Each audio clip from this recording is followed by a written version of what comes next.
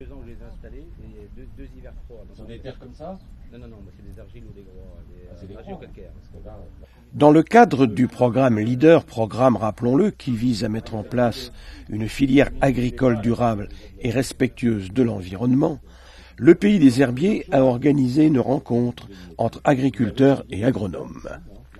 Les agriculteurs, donc, du canton des Herbiers, ont pu assister à des analyses de sol effectuées par des spécialistes et scientifiques, en l'occurrence Claude et Lydia Bourguignon. Travaux pratiques à Vendrenne, sur la parcelle de Bruno Juguet.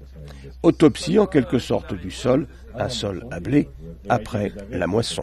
Une étude de sol avec eux, ça va nous permettre de comprendre un tas de choses au niveau du comportement de notre sol. Je me suis mis en bio il y a déjà 10 ans, mais on voit que c'est pas suffisant. Il faut travailler le sol de la façon qui est certainement importante.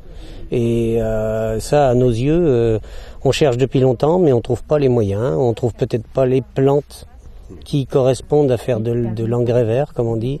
C'est vrai qu'on a un climat qui tourne plutôt vers un climat méditerranéen, et les plantes d'été ne nous correspondent pas, il faut en trouver d'autres, il faut faire des recherches. Échange intéressant entre scientifiques et agriculteurs sur le terrain même de l'exploitation. Écoutons les spécialistes. Donc le but, c'est d'aider les agriculteurs, comme il y a une problématique de protection de bassins versants, c'est d'avoir des eaux propres, aider les agriculteurs à avoir des itinéraires de culture qui ne laissent plus d'engrais dans les sols, donc éviter de polluer les nappes phréatiques. Voilà, on est là pour les aider à faire ça. Est-ce qu'on tient compte de vos avis ? Les agriculteurs commencent vraiment à tenir compte de nos avis, parce que je pense il y a une demande de consommateurs, et surtout il y a une directive européenne. Je pense jusqu'à maintenant, tant qu'il n'y avait pas des amendes à payer, les agriculteurs ne suivaient pas nos directives. Ils avaient l'impression que c'est tellement un changement de mentalité, de comportement au niveau de la gestion de leur manière de travailler, qu'en fait, ils ne suivaient pas. Mais là, ils sont obligés, puisqu'il y a des amendes, il y a des directives européennes. On essaie de leur montrer qu'on peut garder le même niveau de production sans polluer. Il faut simplement rechanger la façon de gérer les sols. C'est simplement une autre évolution. Le monde change constamment, et on a fait une première évolution, il faut en faire une deuxième. Visiblement intéressé, le public de techniciens et d'exploitants agricoles n'a pas caché l'intérêt de cette expérience. Expérience salutaire et positive, a souligné de son côté le président de la commission développement durable du Pays des Herbiers.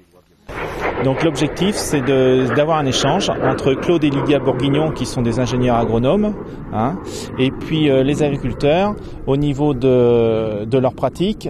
Donc des échantillons ont été envoyés au mois de juillet, ont été analysés par le laboratoire, et aujourd'hui, sur le terrain, des coupes ont été réalisées dans différents types de sols, et à partir des analyses réalisées au mois de juillet, et puis à partir de la coupe franche dans le terrain, un échange se crée entre les agriculteurs et puis Claude et Lydia Bourguignon, pour pouvoir dire, voilà, par rapport à la pratique agricole, par rapport à les différents types de sols que l'on peut avoir sur le territoire, quelles sont les meilleures pratiques à mettre en place pour toujours reconquérir la qualité de l'eau sur le bassin versant de la Buletière. C'est très technique comme journée, mais on sent bien, avec l'attention des agriculteurs qui sont présents, que cet échange est nécessaire.